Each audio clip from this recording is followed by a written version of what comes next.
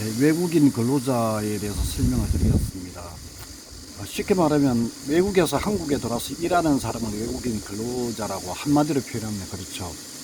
예, 한국에 들어 이제 돈 벌려고 들어오는 사람들 또는 돈과 별개로 뭐 봉사나 이렇게 들어온 것도 다 외국인에 속하지만 이제 근로자라는 거는 노동의 대가를 받고서 일하는 사람을 이야기하고 있습니다. 근로소 풀면 뭐 장황하게 길겠지만은 현재 우리 농촌이나 공장이나 또 바다나 이렇게 선원 쪽으로 이렇게 일하시는 분들, 뭐 식당에 또 이렇게 하시는 분들 다 외국인 근로자입니다. 내용은 그래도 글로서 풀면 좋게 나오지 않습니까? 외국인 근로자는 한국에서 일자리를 얻고 있는 외국 국적의 사람을 의미합니다. 간단하죠. 이제 대상은 이제 우리 공장, 농장, 건설 현장, 식당 등 이렇게 하고 있는 게 외국인 근로자입니다. 근데 이제 한국에 들어올 수 있는 외국인 근로자들의 종류가 있습니다. 외국인 근로자들이 각각 코드의 비자가 있거든요. 또 국가가 고용 허가제에 따라서 17개 국가가 있고 또 일반 뭐 미국이나 이런데 한국에 영어 강사나 이렇게 오시는 분들, 대학 교수로 오시는 분들 그쪽도 똑같은 외국인 근로자로 이렇게 소속이 됩니다. 하지만 정부 정책에서 고용 허가제 17개 국가에서 하는 거는 이제 또 별다른 사항이죠.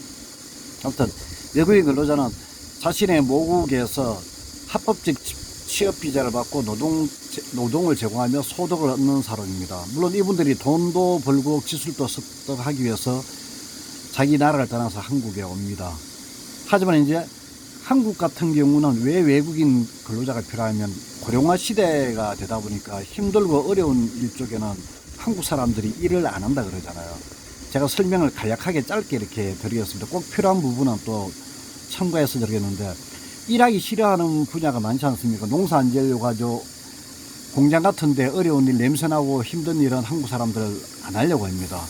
바다 같은 경우도 물론 한국 선원들도 있지만은 어려우니까 배는 기본적으로 그물 치고 하고 하게 되면 필요한 인원이 배가 있는데 한국 사람들도 일부 있지만 부족하니까 부족한 만큼 외국인을 쓸 수밖에 없죠. 그래서 힘든 일은 안 하려다 보니까 근로자가 필요한 부분입니다. 그래서 특히 한국이 고령화 시대가 되다 보니까 이게 필수 인력이 됐고, 이렇게 지금 거의 외국인이 260만 명이 들어있고 노동자가 근로자가 지금 한 86만 명, 이 중에 불법이 한 40만 명 이렇게 되다 보니까 이 한 경제의 축이 됐다는 내용이죠. 이미 우리 주변에 농촌 같은 경우는 보면 주변에 농사 짓는 분들이 대다수가 외국인들입니다. 그래서 어려운 산업과 농업 산업의 한 경제 한 축이 되었습니다. 무시 못하죠. 그리고 이제 이 사람들이 많이 들어오다 보니까 다문화 사회의 구성원이 된 거죠. 그런 표현이 좋지 않습니까? 다문화 사회의 구성원입니다. 예. 왜냐하면 이제 우리가 외국인 다문화 가지고 결혼한 베트남 같은 경우는 우리가 결혼 이민자도 많지 않습니까? 결혼하죠. 또 이렇게 외국인 근로자가 또 들어오죠 하니까 대한민국은 어느덧 5천만 명 중에 5% 250만 명 가까이가 이미 외국인으로 이제 자리를 잡았습니다. 그래서 다문화 사회의 구성원이 되었다는 내용이고요. 이제 외국인 근로자의 입장에서만 보면 이게 비전문 취업이 E9입니다. 비전문 취업이 E9이고 전문 취업이 E7입니다. 이제 앞으로 이제 E9과 E7에 대해서 구체적으로 또 설명을 드리겠는데, 우선은 전반적인 개념 이해이기 때문에 제가 개념 이해는 이제 설명을 간략하게 이렇게 해드립니다. 또 이렇게 문서상으로 제가 이렇게 다 글을 드렸기 때문에 이 내용만 보시더라도 충분히 이해가 되는데, 이 글은 또 너무 장황하게 풀고 이해도가 또 낮을 수도 있습니다. 그래서 제가 동영상으로 구두상으로 참고할 수 있는 내용들을 별도로 이렇게 설명을 드린 겁니다. 예, 비전문 취업이 이제 E9이고 전문 취업이 E7 비자입니다. 이 두 개의 근로가 가장 외국인 근로자의 핵심이죠. 우리가 유학생들이 아르바이트 하는 것도 하나의 근로 형태인데, 일단은 그 부분은 유학생 D2, 연수생 D4 이쪽에 준해서 별도로 설명을 드리겠습니다. 조금 전에 설명드린 E9 비자가 이제 비전문인데, 이게 제조업, 건설업, 농축산업, 뭐 서비스업, 다양한 분야에 E9이 다 있습니다. 그리고 건설 현장 같은 경우도 E9 비자가 있고요. 근데 농촌에 들어오는 계절 근로자는 E9 비자가 아니고 E8 비자입니다. 그 나중에 또 별도로 설명드리겠습니다. 그래서 비전문 취업은 한마디로 저희가 말하는 기술직이 아니고 일반직, 잡부 그런 쪽으로 근로자입니다. 그래서 이 근로자는 정부에서 한국 정부에서 담당을 하고 행정사나 어떤 단체에서든 개입을 할 수가 없습니다. 고용허가제는. 예, 한국 내에서는 한국 정부 고용노동부하고 이제 위임을 받은 산업인력공단에서 진행을 하기 때문에 일반 행정사나 어떤 단체나 개입을 할 수가 없습니다. 개입을 하게 되면 그게 이제 하나의 불법이 될 수 있기 때문에 개입을 못 합니다. 개입을 못 하지만은 국내에 있는 E9 근로자가 직장을 옮기고 할 때는 개입을 할 수가 있습니다. 그 부분은 이제 또 뒤에 다다음 편에 이제 이게 거의 나올 건데 그렇게 이제 설명을 해드리겠습니다. 고용허가제가 이제 E9이고 방문취업이라고 H2 비자가 있습니다. 우즈베키스탄, 러시아, CIS 국가 쪽의 동포들이죠. 근데 중국 동포도 그 속에 포함이 되어 있습니다. 이런 분들이 방문취업제로 해서 H2 비자로 한국에 돌아서 자유롭게 일을 합니다.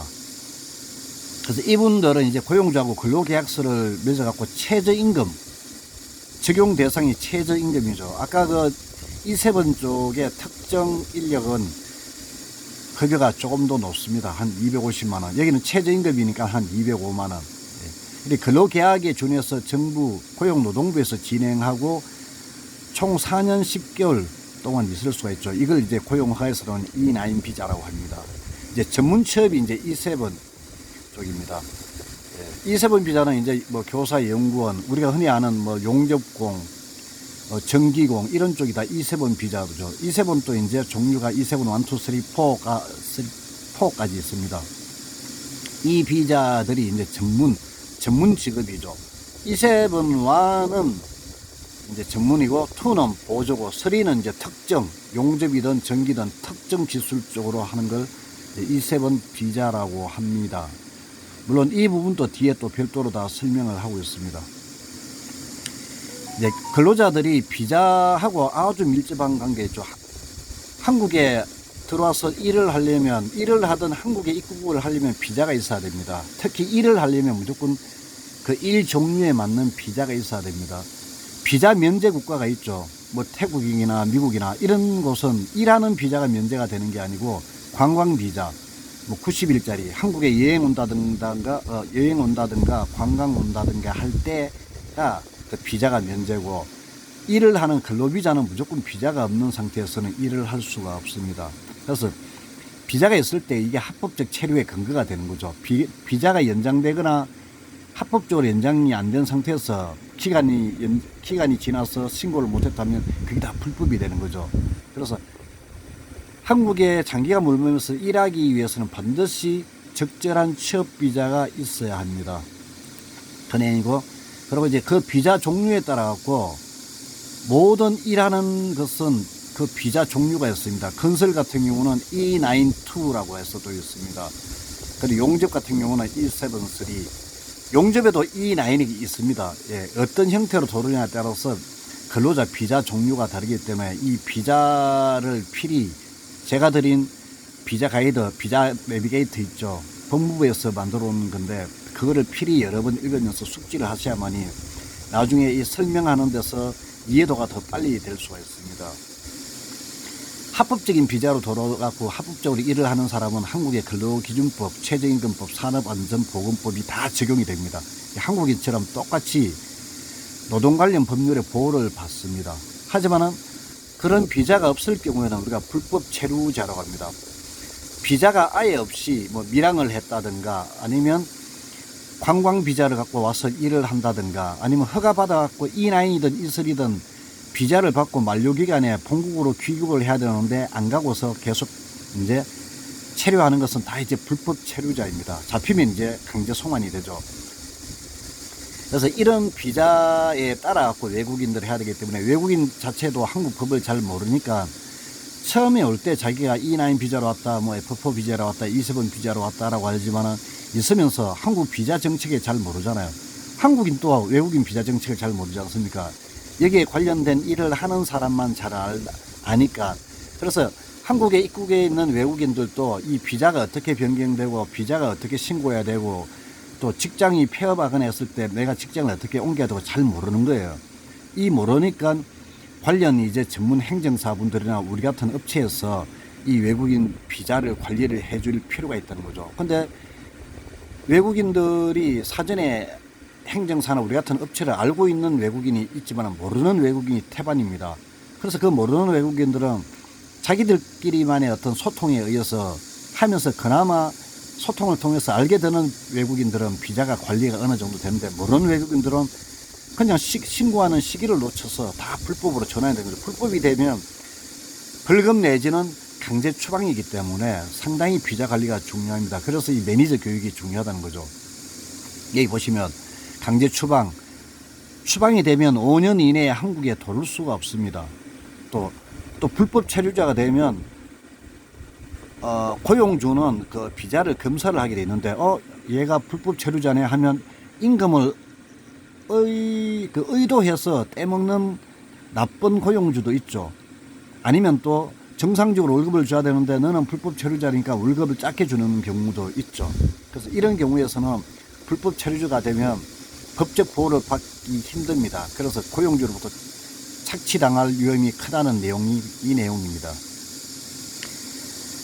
이제 궁금한 거는 외국인 근로자들이 한국 생활을 어떻게 하고 있냐. 뭐 한마디로 하면 잘하고 있는 사람이 있고 못하고 있는 사람이 있고 어중중하게 하고 있는 사람이 있습니다. 근데 구두상으로는 이렇게 하지만 글로서는 그렇게 표현할 수 없습니다. 그래서 열정적인 노동자가 있죠. 이 사람들은 한국에서도 열심히 일하고 한국 법규도 잘 지키면서 자기 가족들한테 돈을 보내기 위해서 또 더 나은 미래를 살기 위해서 열심히 성실하게 일합니다. 이런 사람들은 열심히 일을 하고 하니까 고향에 대한 그리움도 있고 문화적인 적응의 어떤 차이점이 있어도 참고서 이렇게 하는데 불법 체류자는 그래 잡히면 뭐 가면 되지. 그래 안 잡히려고 노력하면서 하지만 이 사람들도 마찬가지로 고향에 대한 그리움과 문화적 차이 때문에 여러 가지의 애로사항이 있겠죠.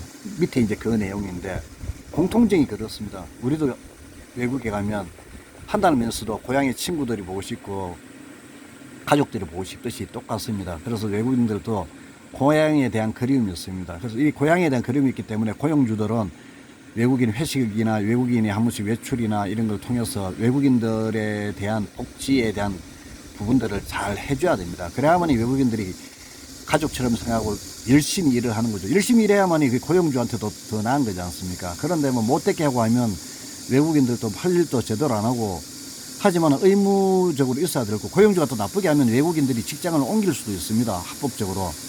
그래서 잘해야 됩니다. 이런 애로사항이 있다는 거죠. 고향에 대한 그리움, 문화적인 적응, 공동체 생활에 따른 어떤 또 단점도 있습니다. 여가 생활도 한국에서 마음대로 왔다 갔다 못하니까 그 지역에 있는 가까운 곳만 있는데 도시에 사는 외국인들은 그나마 쇼핑할 곳도 많지 않습니까? 근데 농촌에 있는 외국인들은 쇼핑할 공간이 그렇게 안 많습니다. 뭐 한국 사람도 마찬가지겠지만 외국인들은 특히 더하죠.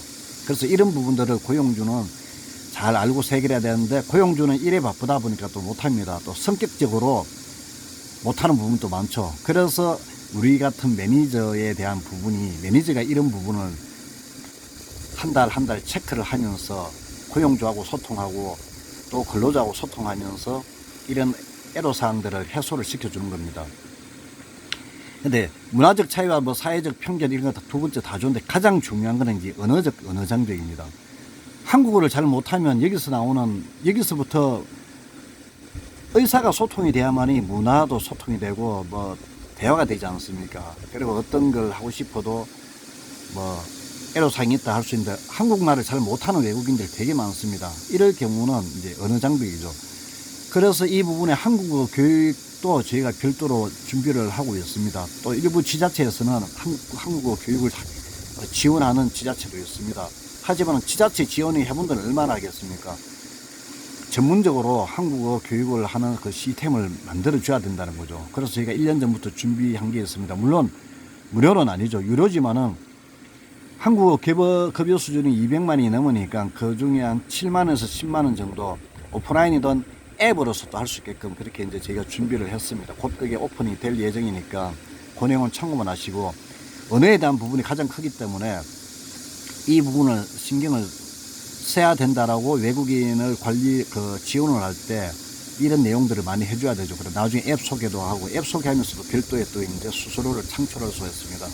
그래서 문화적 차이와 갈등은 뭐 한국도 외국 가면 똑같은 내용이니까 글로서는 이렇게 표현을 했습니다. 사회적 편견과 차별 있지 않습니까? 예, 권리 침해. 네. 이렇게 이제 외국인에 대한 이해가 필요한데 핵심은 그렇습니다. 우리가 외국인을 대하는 자세가 내 친형제처럼 못해도 그냥 함께하는 이웃이고 소중한 동료로서 우리가 이해를 해야 됩니다. 외국인은 단순히 우리한테 노동력만 제공하는 일하는 손이 아니라는 거죠. 로봇도 아닌 거죠. 이 사람들은 또 각자의 꿈과 있고 한국에 갈 때는 돈 벌면서 자기 가족을 위해서 낯선 땅에 와서 열심히 땀 흘리는 똑같은 사람이라는 거죠. 우리의 이웃이죠. 그 사람들로서는 농촌 안 돌아갑니다. 공장들 안 돌아갑니다. 난리죠. 그래서 우리가 외국인들을 잘 해주지는 못해도 못해줘서는 안 된다는 거죠. 이왕이면 잘해주면 그 공장이 잘 돌아갈 거고 또 그 농촌이 잘 돌아갈 거고 그렇게 되면 결국은 우리 사회가 잘 돌아가는 거기 때문에 외국인 근로자가 없어서는 안 될 중요한 역할을 하고 있습니다. 그래서 그분들이 갖고 있는 언어 문화적인 차별, 권리 침해 이런 부분들을 이해를 해야 되는데 단순히 이해만 하면 안 되죠. 이걸 해결을 해줘야 된다는 거죠. 이런 해결책의 중심 링크 역할을 할 수 있는 게 바로 이제 우리 매니저입니다. 그래서 이 부분이 중요한 사항이기 때문에 저희가 최초로 매니저 교육을 하고 있는 거죠. 매니저 교육을 하게 되면 이 매니저 교육이 무료 봉사가 아니지 않습니까? 하나의 사업으로 진행이 되는 내용입니다. 그래서 이 매니저 교육에 나오는 앞으로 50편 이상의 내용들이 나올 건데 이 내용들에서 숙지를 할 필요가 충분히 있고 자기가 이 부분을 사업화하고 싶다면 이 부분에 대해서 더 많은 공부가 스터디가 필요합니다. 그래서 결론은 이제 합법적으로 일하는 근로자들을 존중하며 공정하게 대접하는 것은 우리 모두가 함께 살아가는 사회를 위한 첫걸음입니다. 예. 외국인 근로자들이 안정적이고 행복하게 일하며 한국 생활에 잘 적응할 수 있도록 돕는 것이 우리 매니저 역할이고 결국 더 건강하고 활력 있는 우리 사회를 만드는 일이 또 우리 매니저가 사회를 위해서 할 수 있는 하나의 자긍심이 될 수가 있습니다. 그래서 외국인 근로자는 한국 사회의 현재와 미래를 함께 만들어가는 소중한 동반자입니다. 이 소중한 동반자로 만드는 것이 우리 매니저들의 역할입니다. 이렇게 짧게 해도 17분, 약 20분이 되었습니다. 그래서 이 내용들이 이 부분을 우선 외국인 근로자가 어떤 사람들이다라는 것을 그냥 글로서만 인지할 게 우리 마음속으로서 또 우리의 사업 대상자로서 정말 중요한 부분이기 때문에 이거를 가슴으로 받아들여야 될 것 같습니다.